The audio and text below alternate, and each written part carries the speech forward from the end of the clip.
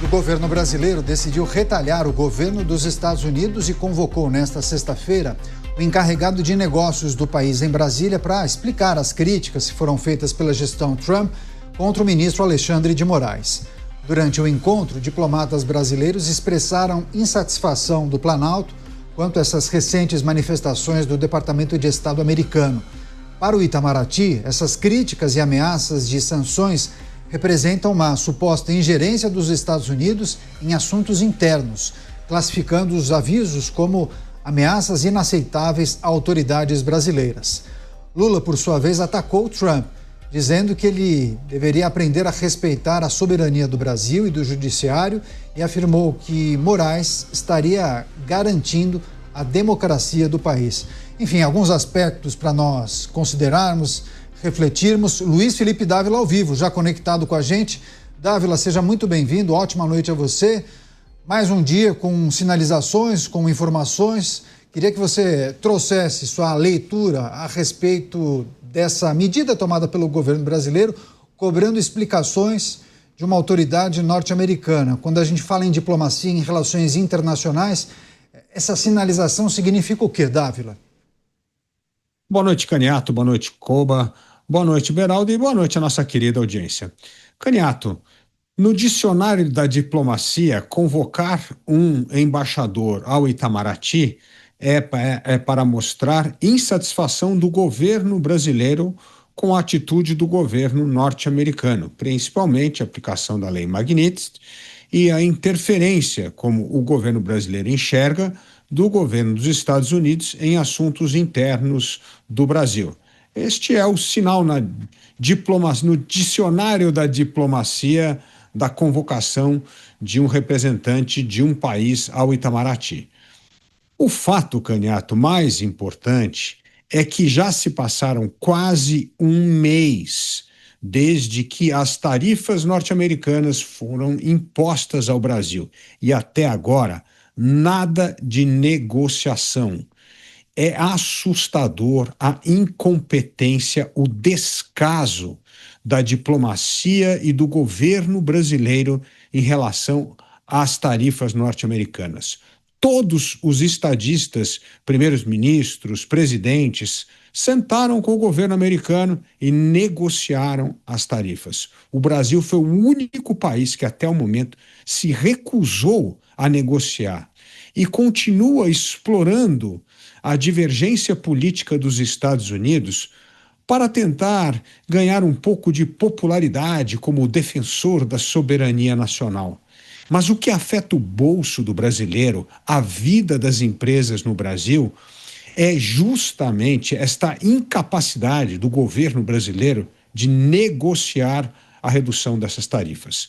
Caniato, nós esperamos aqui no Brasil perder mais de 130 bilhões de reais em exportação para os Estados Unidos.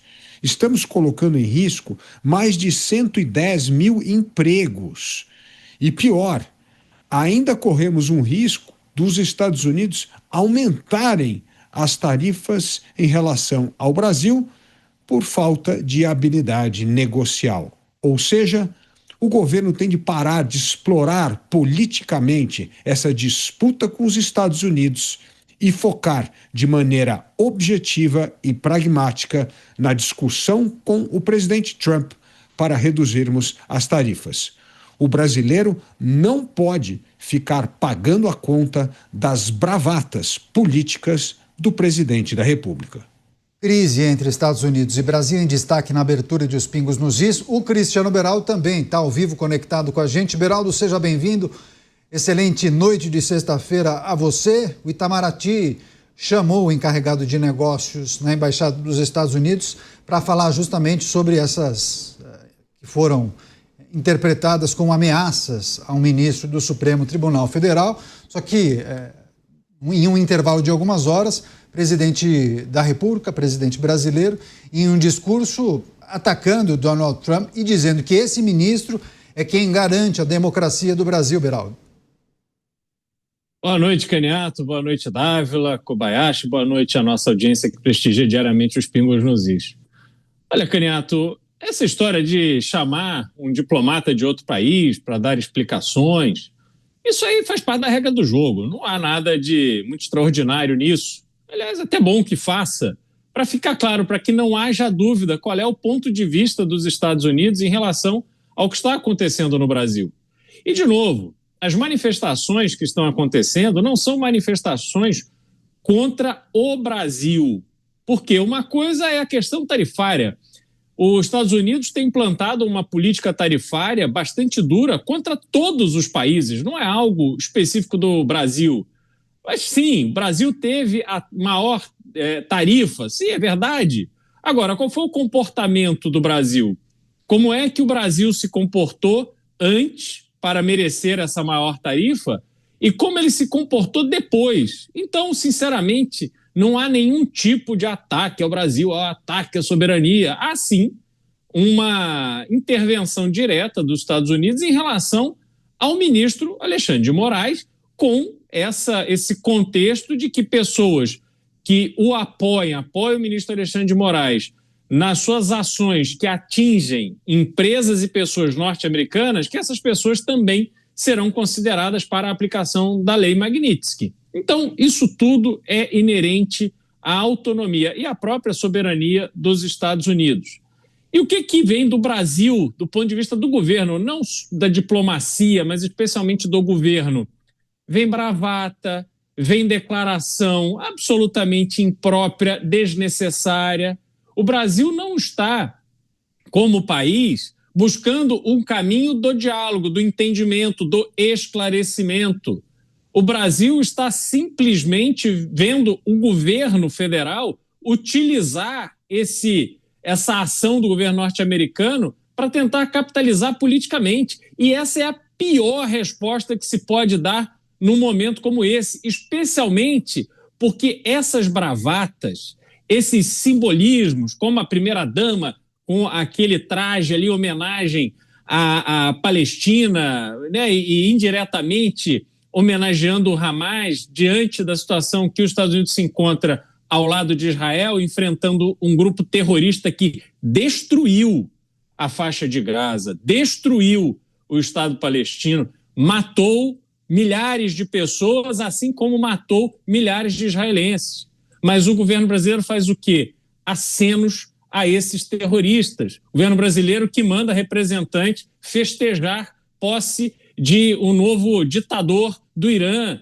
Governo brasileiro que fica aí pregando o fim do dólar como moeda de referência mundial. Governo brasileiro que vem dando todas as sinalizações que vai entregar o Brasil numa bandeja com uma maçãzinha na boca para a China. Então é óbvio que vai vir resposta dos Estados Unidos. Estados Unidos, diferente do Brasil, que é esse país que fica servindo de bobo da corte internacional, Estados Unidos leva a relação internacional, o comércio internacional a sério. Ou o Brasil se enquadra ou o Brasil será atropelado. Não há alternativa a essa decisão que precisa ser feita pelo governo brasileiro. Nelson Kobayashi com a gente aqui nessa edição de sexta-feira. Koba, seja bem-vindo, uma ótima noite a você.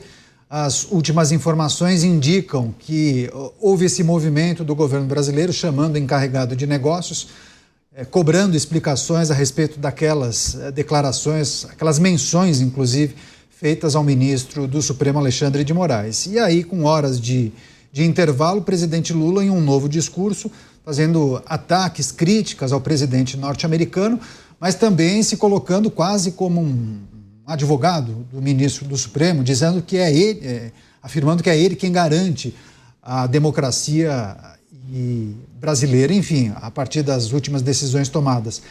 É papel do presidente fazer esse tipo de defesa de um ministro do Supremo? Eles estão em poderes distintos, né? Depende da finalidade, né, Caniato? Primeiro, boa noite a você, boa noite ao Dávila, ao Beraldo e a todos que nos acompanham aqui em Os Pingos nos Is. Sempre um prazer estar com vocês aqui. Em relação ao presidente Lula atacar Donald Trump, nada de novo. Tem sido assim já há muito tempo. Aliás, desde antes da taxação do anúncio feito pelo presidente americano. O presidente Lula ataca Donald Trump cotidianamente, nas viagens que faz pelo mundo, durante o período eleitoral nos Estados Unidos, se colocou, tomou partido declarou torcida para a opositora de Donald Trump, a Kamala Harris, e isso fez com que a relação se estremecesse. É uma relação estressada, essa do Brasil com os Estados Unidos, justamente pelos posicionamentos do presidente brasileiro. Em relação a ele chamar o diplomata americano, o embaixador aqui no Brasil, para cobrar explicações, está dentro do jogo, é prerrogativa do presidente da República fazer isso sempre que achar necessário em relação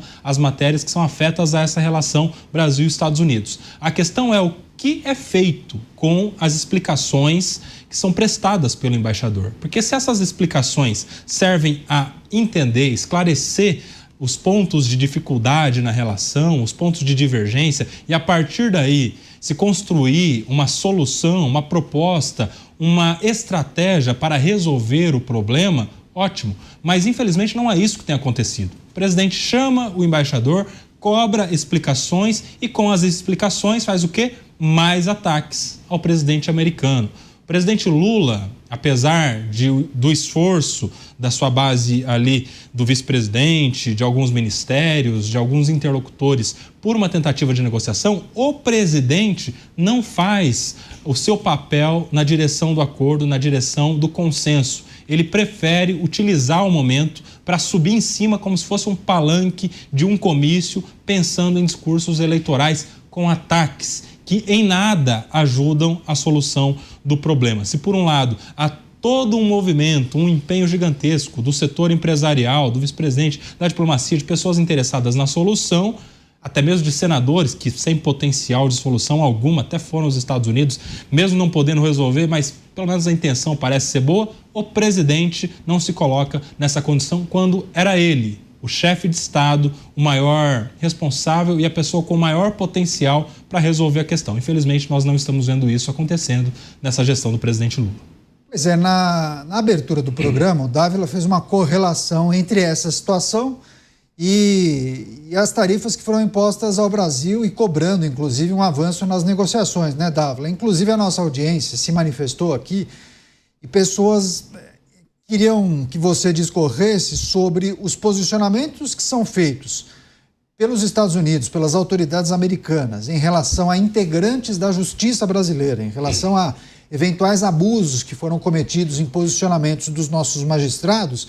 Você acha que isso interfere nas negociações que tratam das questões comerciais e tarifárias? Porque lá atrás vocês entendiam, principalmente você e o Beraldo, entendiam que tratava-se de pautas distintas. Ainda que as menções tivessem acontecido pelo presidente Trump na mesma carta, era preciso colocar cada assunto no seu devido balaio. Ou você acha que já passamos dessa fase e os assuntos estão entrelaçados, Dávila?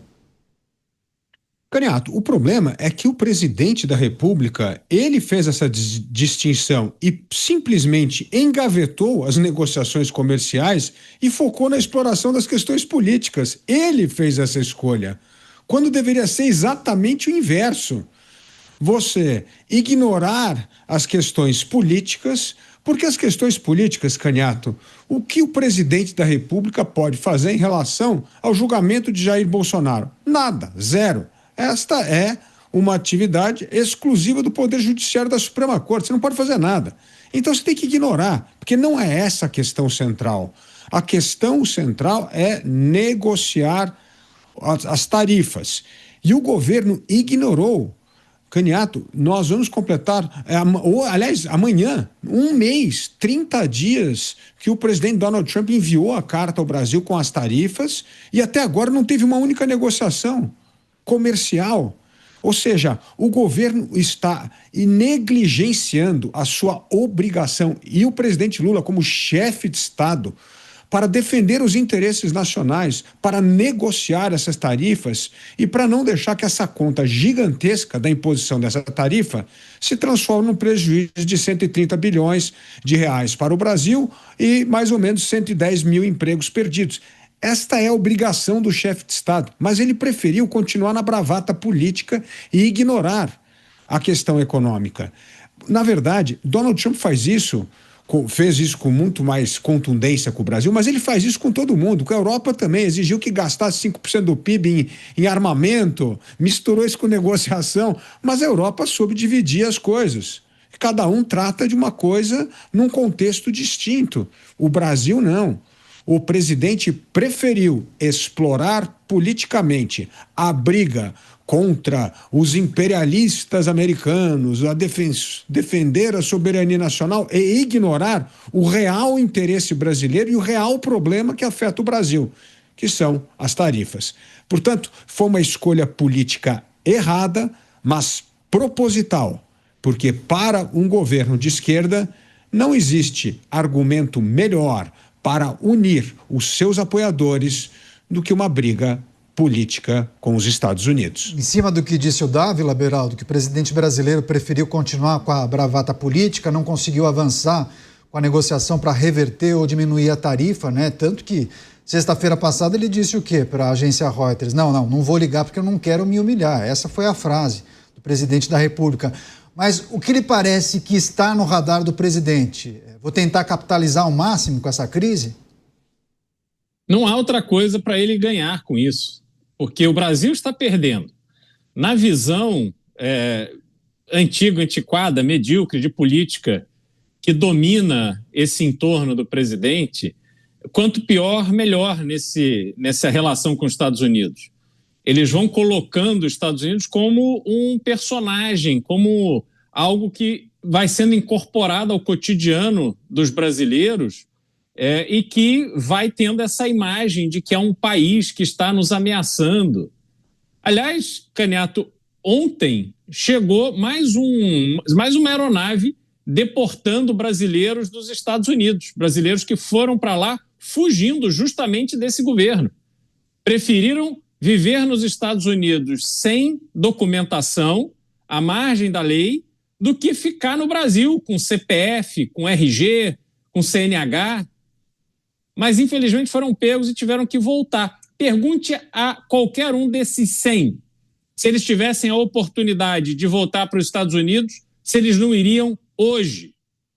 Vão, porque o Brasil está numa situação que não oferece perspectiva para ninguém. Ou você faz parte do topo da pirâmide, da elite, e aí, a partir das conexões que existem, você vai ganhando dinheiro em cima dos outros, ou então esqueça, a possibilidade de prosperar no Brasil, ela é remotíssima. Ela fica concentrada na mão de poucos. Então, Caniato, o Brasil é esse deserto de perspectivas e, diante desse deserto, o presidente da República e o governo vão alimentando essa imagem. É a única preocupação que eles têm. Só que aqueles que ousam tentar produzir no Brasil, aqueles que cometem a insanidade de gerar emprego no Brasil, de investir, de acreditar que o Brasil vai melhorar, esses é que estão sendo punidos. Há empresas que vivem em razão do seu cliente que está nos Estados Unidos e que hoje estão inviabilizadas. Não é a Embraer, não é uma grande empresa, os produtores de suco de laranja, mas às vezes é o sujeito que tem lá uma plantação de alguma fruta, alguma coisa, que ele conseguiu progredir, prosperar, tomando um empréstimo caro nesses juros absurdos que existem no Brasil, porque às vezes conseguiu fechar um contrato com uma empresa americana para onde ele mandava a sua produção. Esse cara está ferrado, ele não tem perspectiva. E o pior, qual é a história do governo? Não, nós vamos emprestar dinheiro para essas pessoas. Me desculpa, nas taxas de juros que tem no Brasil, emprestar dinheiro para o empresário que está com problema de faturamento, ele está quebrado. É melhor pedir recuperação judicial, é melhor assumir que ele não tem mais a menor chance de dar certo. Porque usar dinheiro emprestado no Brasil hoje, tomar dinheiro a juros no Brasil hoje, é você decretar a sua sentença de morte, porque é impossível, inviável, você superar o pesadíssimo nível de juros e de impostos cobrados no Brasil. Oba, também queria a sua análise, sua reflexão. Essa ineficiência na negociação é método? Você acha que tem um pouco daquilo que o Beraldo disse? Quanto pior, melhor, para que depois os governistas ou o próprio governo possa apontar o dedo. Tá vendo? Foi tudo culpa do Eduardo, mais ou menos assim, né? Se a finalidade é capitalizar politicamente, sim, é método, Caniato. Porque, do ponto de vista político, importa para o governo que haja um sofrimento, que esse sofrimento seja atribuído a sua culpa ao opositor, no caso a família Bolsonaro e as ações do Eduardo nos Estados Unidos, e diante do sofrimento o governo pode se valer para utilizar como oportunidade e aplicar um pacote de bondades, ser o salvador deste momento difícil que o mercado, em especial dos setores que estão impactados, sofrerão por culpa da família Bolsonaro, na linha desta narrativa política de governo, e com isso ganhar algum capital político. A popularidade do presidente, desde o primeiro momento em que isso começou a acontecer, exatamente ao mês, começou a melhorar, pelo menos na curva que a gente via de aumento de impopularidade, houve um freio e, pelo contrário,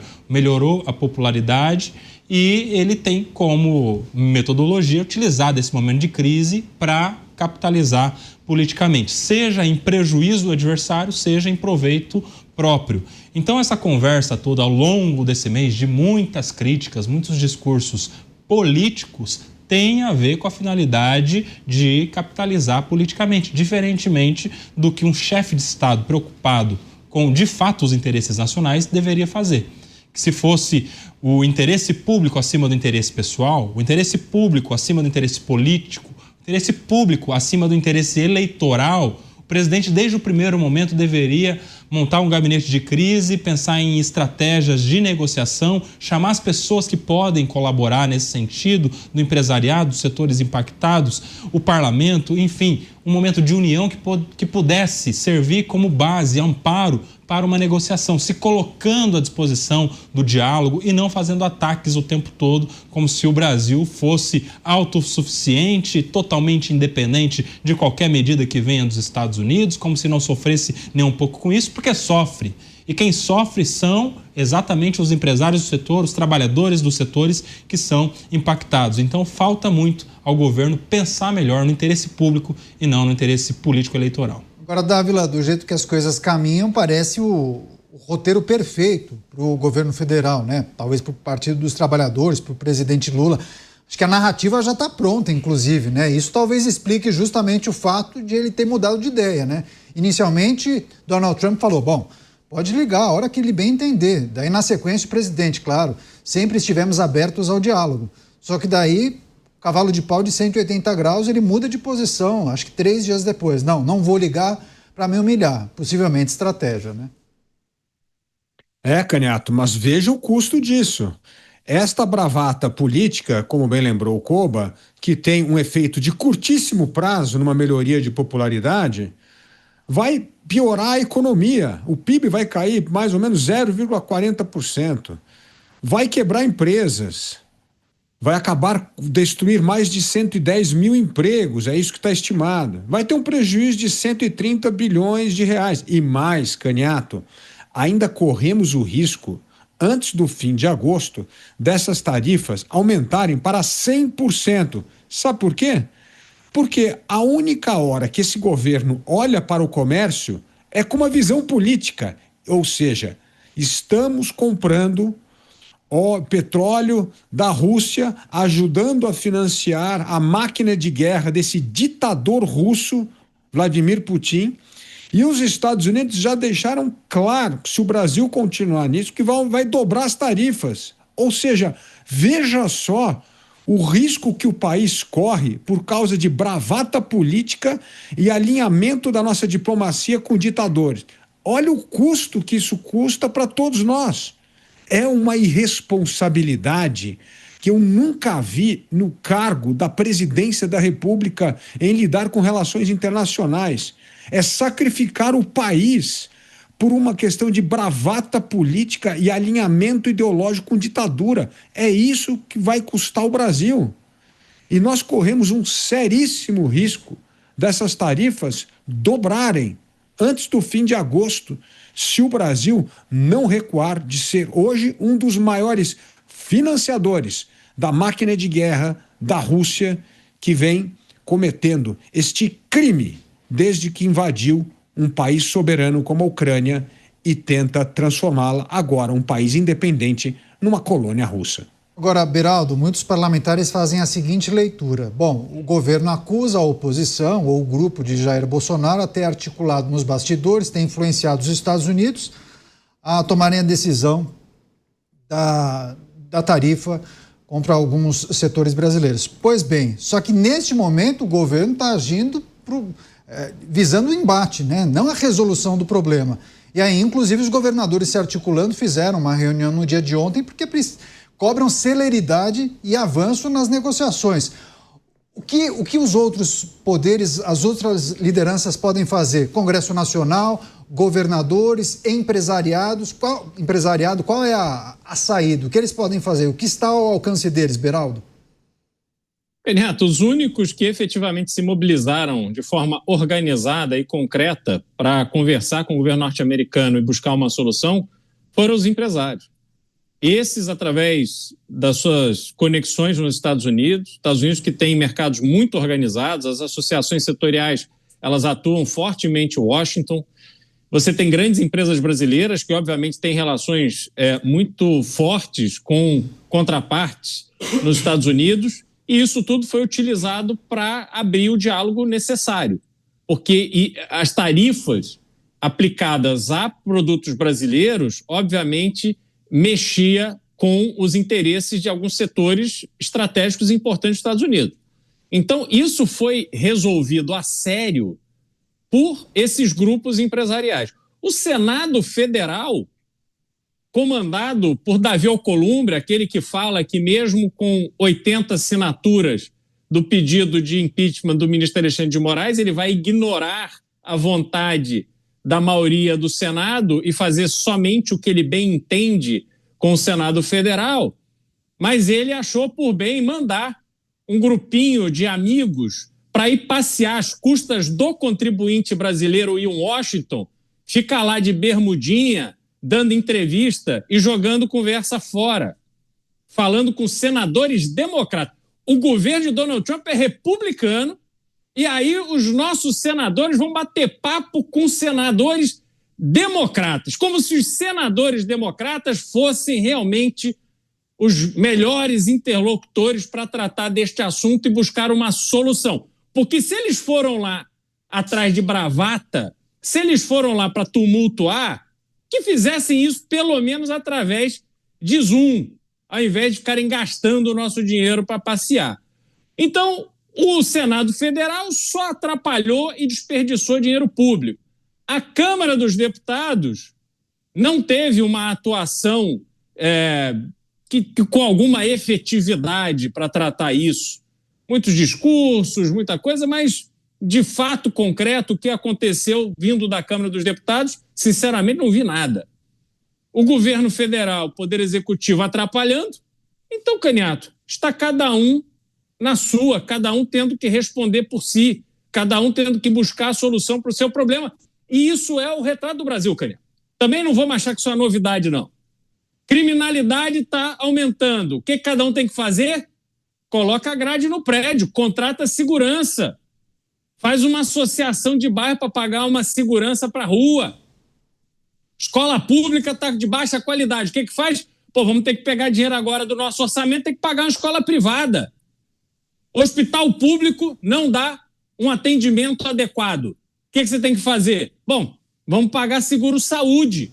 E assim vai vivendo o brasileiro.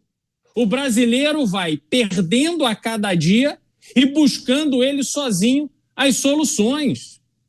Veja, São Paulo, só para terminar, Caniato, São Paulo impôs uma lei que constata a incompetência do poder público. Há anos, São Paulo resolveu fazer o rodízio de carro.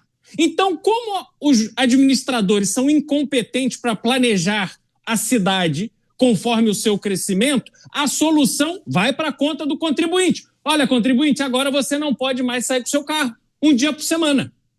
Então eu vou ter pelo menos 1/7 de desconto no meu IPVA? Não! Você vai continuar pagando, você trouxa, você vai continuar pagando o IPVA para rodar os 7 dias da semana. Mas eu estou dizendo que um dia você não vai poder rodar. O que o brasileiro faz? Nada. Quem pode compra o carro do rodízio. Olha só que invencionice. Um lugar do mundo que tem o carro do rodízio. E as pessoas vão absorvendo isso como se fosse normal, natural. Não é. Não há mais essa capacidade de mobilização para se indignar. As pessoas vão entubando. E este caso das tarifas é exatamente a mesma coisa.